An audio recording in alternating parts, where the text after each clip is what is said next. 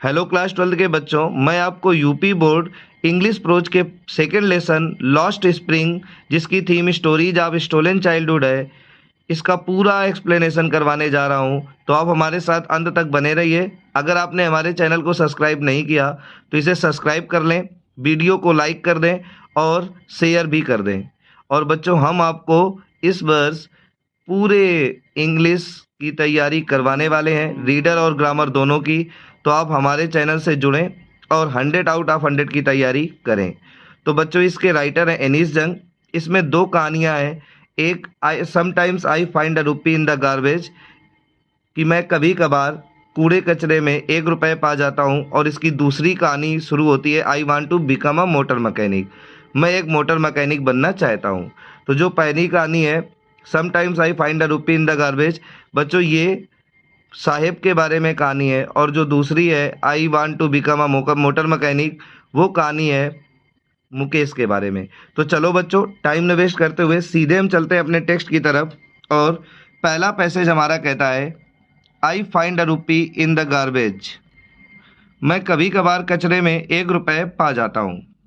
Why do you do this, तुम ऐसा क्यों करते हो? आई आस्क साहब, मैंने साहब से पूछा। हुम आई इनकाउंटर एवरी मॉर्निंग, जिससे मैं हर सुबह मिलती हूँ, प्रत्येक सुबह मिलती हूँ।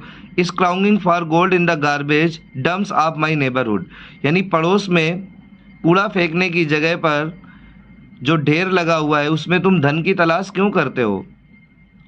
साहेब left his home long ago, Saheb ने अपने घर को बहुत पहले ही छोड़ दिया था। Set amidst the green fields of Dhaka, जो ढाका के हरे मैदानों के बीच स्थित था। His home is not even a distant memory, उसका घर अब उसकी यादों में दूर दूर तक नहीं आता था। देयर वर मैनी स्टॉर्म्स, बहुत सारे तूफान आए। That swept away their fields and homes, जो उसके घर को और उसके फील्ड्स यानी खेतों को सबको बहाकर ले गए। स्वेप्ट अवे का मतलब होता है बहाकर ले जाना। हिज मदर टेल्स हिम, उसकी माँ उसे बताती है। तो वो कहता है कि उसकी माँ ने उसे बताया है कि बहुत सारे तूफान आए और उसके घर और खेत सब बह गए। दैट्स वाई, और यही कारण है, दे लेफ्ट, कि वो लोग उसे छोड़कर आ गए। Looking for gold in the big city where he now lives, यानी धन की तलाश में, रोजी रोटी की तलाश में, इन द बिग सिटी, बड़े शहरों में, वेयर ही नाउ लिव्स, जहाँ अब वे रहते हैं। I have nothing is to do, मेरे पास करने के लिए कुछ नहीं है। ही मटर्स, वह बुदबुदाते हुए कहता है। लुकिंग अवे, इधर उधर देखते हुए, बुदबुदाते हुए वो कहता है, I have nothing is to do, मेरे पास कुछ करने को नहीं है। गो टू स्कूल, आई से ग्लिवली, गो टू स्कूल, स्कूल जाओ। आई से ग्लिवली, मैंने बड़ी चालाकी से कहा। रियलाइजिंग इमीडिएटली, ये तुरंत ही महसूस करते हुए, how hollow the advice must sound, कि उसे ये सलाह कितनी खोखली लगी होगी। There is no school in my neighbourhood, मेरे पड़ोस में कोई भी स्कूल नहीं है। वेन दे बिल्ड वन, जब वे बनवाएंगे। और वह यहाँ पर वन का मतलब स्कूल से है, कि जब कोई एक स्कूल बनवाएगा, आई विल गो, तो मैं वहाँ जाऊँगा। तो बच्चों, आशा करता हूँ कि आपको ये पैसेज अच्छे से समझ आया होगा। चलते हैं नेक्स्ट पैसेज की तरफ। तो अगला पैसेज हमारा कहता है, if I start a school, यदि मैं स्कूल बनवाना शुरू करूं, विल यू कम, तो क्या तुम आओगे? ये कौन पूछता है बच्चों? ये एनीस जंग पूछती है साहब से। आई आस्क हाफ जोकिंग, मैं थोड़े मजाक भरे अंदाज से पूछती हूँ, हाफ जोकिंग। यस, हाँ, ही सेज, वह कहता है, स्माइलिंग ब्रॉडली, यानी खुलकर मुस्कुराते हुए कहता है, हाँ हाँ मैं आऊँगा।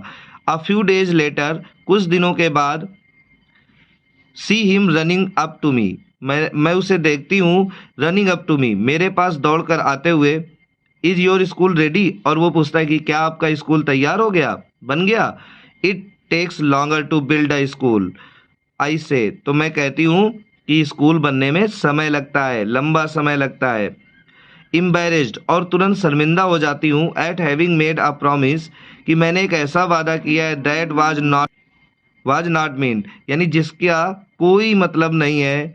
बट प्रोमिसेस, यानी लेकिन वादे, लाइक माइन, मेरी तरह, abound in every corner of his bleak word, भरे पड़े हैं। एवरी कॉर्नर यानी प्रत्येक कोने में, ऑफ हिज ब्लीक वर्ड यानी उसके उस निर्जन संसार में, उस आशा विहीन संसार में, उस उदास संसार में।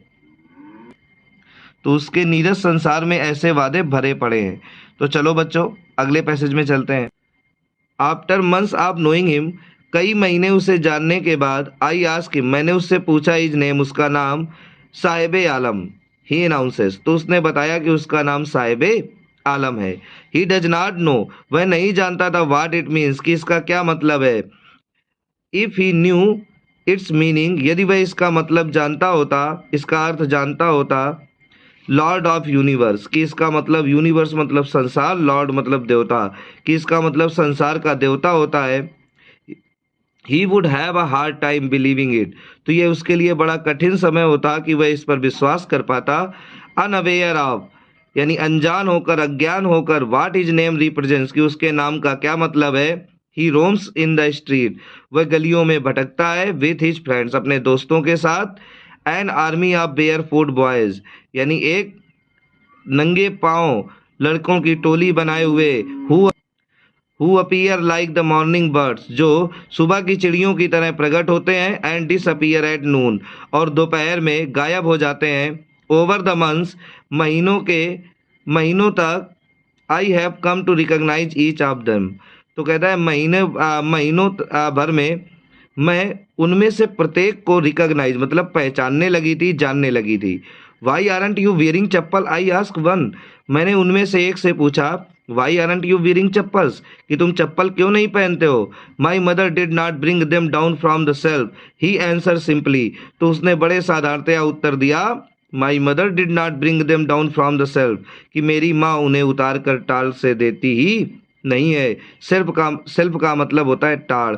जैसे बच्चों आपके घरों में बनी रहती है ना, छत के नीचे छोटी सी छत डलवा देते हैं और उसके ऊपर सामान रखते हैं, तो उसी को सेल्फ बोला जाता है। तो चलो बच्चों अगले पैसेज में चलते हैं, क्या कहता है। इवन इफ, यद्यपि, सी डिड, अगर वे ऐसा कर भी दे, he will throw them up, तो वो उन्हें फेंक देंगे। एट्स अनदर, दूसरा लड़का कहता है, हु वियरिंग शूज, जिसने जूते पहन रखे थे, दैट डू नॉट मैच, जो आपस में मैच नहीं करते थे, मतलब बेमेल जूते पहन रखे थे, एक दूसरा और एक दूसरा ही पहन रखा था। When I comment on it, और जब मैंने इस पर कमेंट किया यानी इस पर टिप्पणी की, ही सफल्स, तो उसने अपने पैरों को रगड़ा, हिज फीट, अपने पैरों को रगड़ा, एंड सेज नथिंग, और वह कुछ नहीं कहता, बस अपने पैरों को रगड़ता है। आई वांट शूज, मुझे जूते चाहिए। सेज अ थर्ड बॉय, एक तीसरा लड़का कहता है, सेज अ थर्ड बॉय, तीसरा लड़का कहता है, who has never owned a pair all his life, जिसने एक जोड़ी जूते कभी भी अपने जीवन में पहने नहीं थे, कभी भी उसका मालिक नहीं बना था, मतलब उसने कभी भी एक जोड़ी जूते पहने नहीं थे। ट्रैवलिंग अक्रॉस द कंट्री, यानी देश के इधर उधर यात्रा करने के दौरान, आई हैव सीन चिल्ड्रन, मैंने बच्चों को देखा है, वॉकिंग बेयर फुट, यानी नंगे पाँव टहलते हुए, इन सिटीज, शहरों में, ऑन विलेज रोड्स, यानी गांव की सड़कों में। It is not lack of money but a tradition to stay barefoot, it is not lack of money, ये धन की कमी नहीं है, धनाभाव नहीं है, धन का अभाव नहीं है, बट अ ट्रेडिशन, बल्कि एक परंपरा है, टू स्टे बेयर फुट, यानी नंगे पाँव रहने की, इज वन एक्सप्लेनेशन, ये वो ऐसा एक स्पष्टीकरण देते हैं। आई वांडर, मैं हैरान हूँ और मैं सोचती हूँ, if this is only an excuse to explain away a perpetual state of poverty, कि क्या ये एक सतत निरंतर चलने वाली गरीबी की दशा की व्याख्या के लिए एक एक्सक्यूज यानी बहाना नहीं है। चलो बच्चों तो अगले पैसेज में चलते हैं। तो चलो बच्चों अगले पैसेज में ये देख लो, साहब लोग और साहब लोगों के दोस्त किस तरह से भाग रहे हैं। तो कहता है, आई रिमेंबर अ स्टोरी, मुझे एक कहानी याद है, अ मैन, एक आदमी की, फ्रॉम उडुपी, उडुपी के, वंस टोल्ड मी, जिसने मुझे कभी सुनाया था, एज अ यंग बॉय, एक जवान लड़के के रूप में, जब मैं छोटा था या जब मैं एक छोटा लड़का था। तो बच्चों यहाँ पर आई नहीं है, एज अ यंग बॉय, एक छोटा लड़का, जब he would go to school, जब वह स्कूल जाया करता था, पास्ट एन ओल्ड टेम्पल, तो एक पुराने मंदिर के पास से गुजरा करता था, where his father was priest, जहाँ उसके पिता पुजारी थे, ही वुड स्टॉप ब्रीफली, तो वह वहाँ पर थोड़े समय के लिए रुकता था, एट द टेम्पल, मंदिर पर, and pray for a pair of shoes, और एक जोड़ी जूते के लिए प्रार्थना करता था। 30 years लेटर, और 30 साल बाद आई विजिटेड इस टाउन, मैं उसके कस्बे में गई, एंड द टेम्पल, और उस मंदिर में भी गई, which was now drowned in an air of desolation. तो जो अब ड्रोन्ड इन यानी डूबा हुआ था, इन एयर ऑफ डिसोलेशन यानी उजाड़ के, निर्जन के, एयर मतलब प्रभाव में, इन द बैकयार्ड उसके पीछे क्या था बच्चों, where lived the new priest, जहां अब नया पुजारी रहता था, there were red and white plastic chairs, तो वहां पर नई लाल और सफेद कलर की कुर्सियां पड़ी हुई थी। अ यंग बॉय, एक छोटा लड़का, ड्रेस्ड इन ग्रे यूनिफॉर्म, जो ग्रे यूनिफॉर्म यानी कि स्लेटी कलर की पोशाक पहने हुए था, वियरिंग सॉक्स, उसने मोजे भी पहन रखे थे, एंड शूज, और जूते भी पहन रखे थे। अराइव्ड पैंटिंग, वह हाँफते हुए आया, and through his school bag, और अपने स्कूल बैग को फेंक दिया, ऑन फोल्डिंग बेड यानी फोल्डिंग बेड में। लुकिंग एट द बॉय, लड़के को देखते हुए, आई रिमेम्बर्ड, मुझे याद आ गई, द प्रेयर, वो प्रार्थना, अनदर बॉय, दूसरे लड़के की, मेड टू द गॉडेस, जिसने देवी से की थी, when he had finally got a pair of shoes, जब वह अंततोगत्ता एक जोड़ी जूते उसे मिल गए होंगे।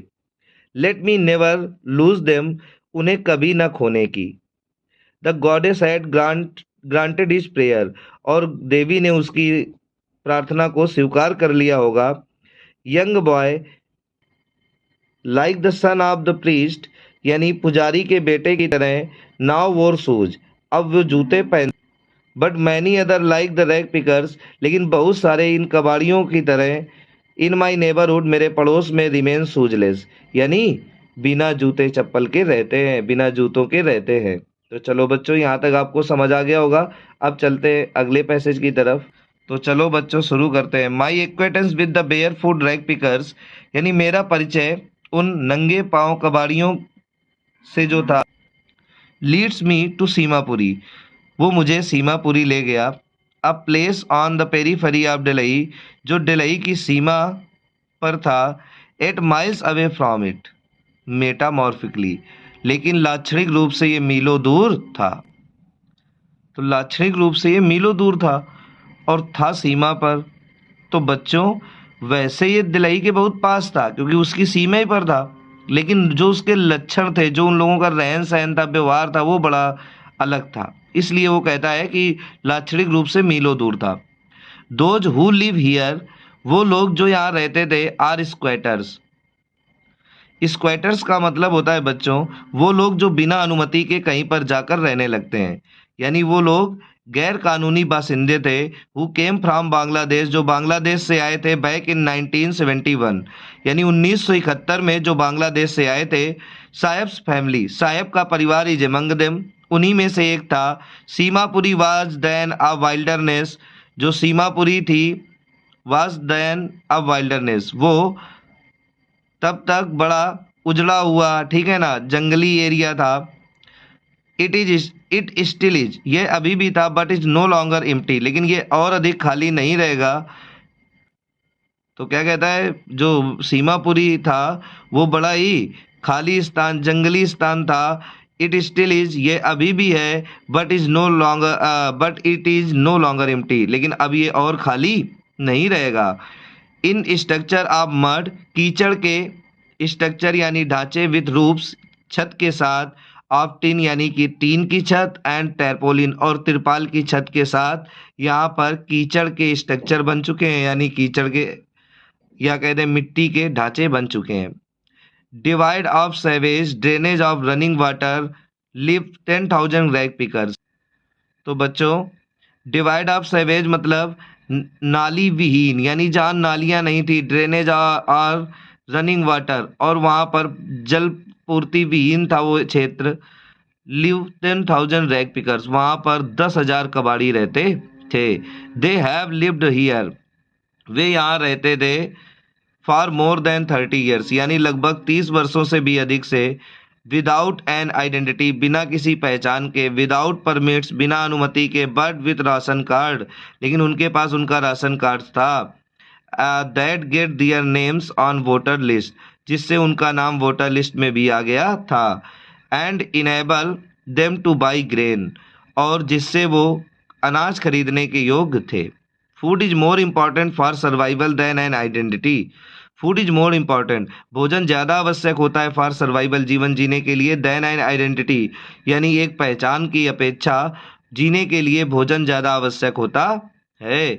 If at the end of the day, यदि दिन के अंत में, we can feed our families, हम अपने परिवार को खिला सकते हैं, उनका भरण पोषण कर सकते हैं, and go to bed without an aching stomach, और उन्हें उनके बिस्तर पर बिना पेट दर्द के भेज सकते हैं, यानी बिना खाली पेट उन्हें भेज सकते हैं बेड तक, यानी उनको खिला पिला के अगर बेड तक भेजा जा सकता है।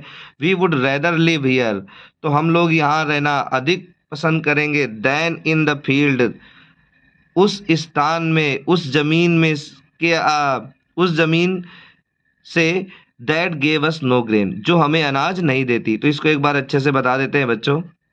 वो कहता है if at the end of the day we can feed our families and go to bed without an aching stomach, we would rather live here than in the field than gave us no grain. यदि दिन के अंत में हम अपने परिवार का पेट भर सकते हैं, उन्हें खिला सकते हैं, और बिना किसी पेट दर्द के उन्हें उनके बिस्तर तक भेज सकते हैं, तो we would rather live here than in the fields that gave us no grain, तो हम उस जमीन से यहाँ रहना ज़्यादा पसंद करेंगे, that gave us no grain, जो हमें अनाज नहीं देती। से अ ग्रुप ऑफ वुमेन, महिलाओं का एक समूह कहता है, इन टैटर्ड साड़ीज, जो फटी पुरानी साड़ियाँ पहने हुए था।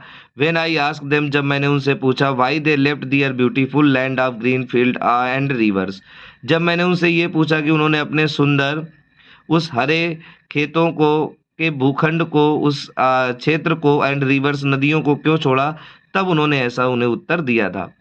वेन ईवर, जब कभी भी, दे फाइंड फूड, जब कभी भी वे कहीं भोजन पाते हैं, दे पिच दियर टेंट्स, तो वो अपने वहीं पर टेंट गाड़ देते हैं। दैट बिकम ट्रांजिट होम, जो उनका ट्रांजिट होम बन जाता है, यानी चलायमान घर बन जाता है, अस्थिर घर बन जाता है। Children go up in them, और बच्चे इसी में बड़े होते हैं। बिकमिंग पार्टनर इन सर्वाइवल, और जीवन यापन में भागीदार बनते हैं। And survival in Seemapuri means rag picking, Seemapuri में जीवन यापन का मतलब था रैग पिकिंग, यानी कूड़ा बिनना, कबाड़ बिनना। थ्रू द ईयर्स, वर्षों तक, it has acquired the proportions of a fine art, यानी कई वर्षों में इसने एक ललित कला का रूप एक्वायर कर लिया था, अर्जित कर लिया था, प्राप्त कर लिया था। Garbage to them is gold, उनके लिए कचरा गोल्ड था, यानी धन था, उनकी रोजी रोटी थी। It is their daily bread, ये उनका रोज की रोजी रोटी थी। A roof over their heads, और उनके सर के ऊपर की छत भी थी। इवन इफ, यद्यपि, it is a leaking roof, यह एक टपकने वाली छत थी। But for child it is even more, लेकिन यह एक बच्चे के लिए इससे भी कहीं अधिक थी। तो बच्चों, आई थिंक ये पैसेज भी अच्छे से समझ आ गया होगा। आप चलते हैं अगले पैसेज की तरफ। तो अगला पैसेज बच्चों क्या कहता है? अगला पैसेज कहता है हमारा, आई समटाइम्स फाइंड अ रुपी, मैं कभी कभार एक रुपया पा जाता हूँ। इवन अ 10 रुपी नोट, कभी कभी 10 का नोट भी मिल जाता है। साहेब से, साहेब कहता है, ही सेज लाइटिंग अप, और जब वह कहता है तो हीज आईज, उसकी आंखें, लाइटनिंग अप, चमक उठती हैं। When you can, I sometimes find a rupee even a 10 rupee note, मैं कभी कभार एक रुपये पा जाता हूँ। इवन अ 10 रुपी नोट, और कभी कभी मुझे 10 रुपये का नोट भी मिल जाता है। साहेब सेज, साहेब कहता है, इज आइज लाइटिंग अप, और उसकी आंखें चमक उठती हैं। When you can find a silver coin, जब तुम एक चांदी का सिक्का पा जाते हो। In a heap of garbage, garbage यानी कचरे के ढेर में। यू डोंट स्टॉप स्काउंगिंग, तो आप खोजना बंद नहीं करते। For there is hope of finding more, यानी और पा जाने की, और खोज लेने की, और मिल जाने की आशा में आप उसे खोजना बंद नहीं करते। It seems that for children, और ये बच्चों के लिए प्रतीत होता है। गार्बेज यानी ये जो कचरा है, ये बच्चों के लिए प्रतीत होता है। गार्बेज हैज अ मीनिंग, यानी बच्चों के लिए गार्बेज का जो अर्थ है, डिफरेंट फ्रॉम, वो अलग है, भिन्न है। What it means to their parents, यानी उनके माता पिता के लिए इसका जो मतलब है, उसका बच्चों के लिए मतलब नहीं है, उनके लिए कुछ मतलब अलग है। फॉर द चिल्ड्रेन, बच्चों के लिए it is wrapped in wonder, बच्चों के लिए ये एक आश्चर्य में लिपटी हुई चीज है। फॉर द एल्डर्स, और बड़ों के लिए it is a means of survival, यह एक जीवन यापन का तरीका है, या कह दें उनके लिए इसका मतलब है जीवन यापन, और बच्चों के लिए इसका मतलब है रैप्ड इन वंडर, यानी किसी आश्चर्य में कोई लिपटी हुई चीज। अगले पैसेज में चलते हैं बच्चों। वन विंटर मॉर्निंग, एक सर्दी की सुबह, आई सी साहेब, मैंने साहेब को देखा, standing by the fenced gate, एक ऑफ द नेबरहुड क्लब, यानी मेरे पड़ोस के एक क्लब के चार दीवारी के गेट में मैंने साहब को खड़े हुए देखा। Two young man dressed in white, दो छोटे लड़के सफेद, सॉरी, दो यंग मैन, दो जवान आदमी, ड्रेस्ड इन वाइट, सफेद कपड़े पहने हुए, प्लेइंग टेनिस, टेनिस खेल रहे थे। आई लाइक द गेम, मुझे ये खेल पसंद है। ही हम्स, वह बिनबिनाते हुए थोड़ा धीमे से कहता है। Content to watch it standing behind the fence, और वो अपने आप को संतुष्ट कर रहा था, टू वॉच देख कर ही, it standing behind the fence, यानी उस चार दीवारी के पीछे खड़े होकर वो देख कर ही अपने आप को संतुष्ट कर रहा था, क्योंकि वो खेल तो सकता नहीं था। आई गो इनसाइड, मैं अंदर चला जाता हूँ, व्हेन नो वन, जब कोई नहीं होता, इज अराउंड, इधर उधर, ही एडमिट, वह स्वीकार करता है। The gatekeeper lets me use the swing, और ये जो गेट कीपर यानी जो द्वारपाल है, जो गार्ड है, let's me use the swing, वो मुझे झूला झूलने देता है। तो चलो बच्चों इसको देखते हैं। Saheb too is wearing tennis shoes that, Saheb too is wearing tennis shoes, Saheb ने भी जूते पहन रखे थे, टेनिस शूज पहन रखे थे, दैट लुक स्ट्रेंज, जो बड़े विचित्र लग रहे थे। ओवर हिज डिसकलर्ड शर्ट, यानी उसकी डिसकलर्ड शर्ट, यानी कि रंग उड़ी शर्ट पर, एंड शॉर्ट्स, और उसके नेकर पर, यानी रंग उड़ी हुई शर्ट और नेकर पर वो बड़े विचित्र लग रहे थे। Someone gave them to me, किसी ने मुझे दे दिया है। ही सेज, वह कहता है, in the manner of an explanation, यानी स्पष्टीकरण के रूप में वह कहता है कि किसी ने मुझे ये दे दिए हैं। The fact that they are discarded shoes of someone rich boy, यह तथ्य दैट कि दे आर डिस्कार्डेड शूज, कि वो त्यागे हुए जूते हैं, ऑफ समवन रिच बॉय, यानी किसी अमीर लड़के के, who perhaps refused to wear them, शायद जिसने इन्हें पहनने से मना कर दिया होगा, because, क्योंकि of a hole in one of them, कि उनमें से एक में एक छेद हो गया था, सुराख हो गया था। does not bother him, और यह बात उसे परेशान नहीं करती। for one, किसी एक के लिए, who has walked barefoot, जो हमेशा walked barefoot, नंगे पांव चलता था, even shoes with a hole, उसके पास जूते विद अ होल, एक सुराग वाला ही क्यों ना सही, is a dream come true, वो सपने के सच होने जैसा है, एक किसी सपने का साकार होने से कम नहीं है।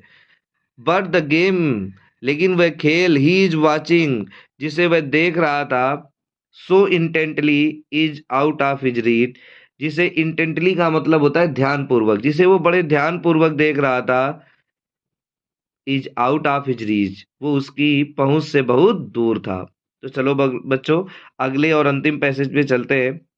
दिस मॉर्निंग, इस सुबह, साहेब इज ऑन हिज वे, साहेब रास्ते पर मुझे मिला, टू द मिल्क बूथ, यानी आज सुबह साहेब दूध की दुकान पर जा रहा था और उसी रास्ते पर मुझे मिला।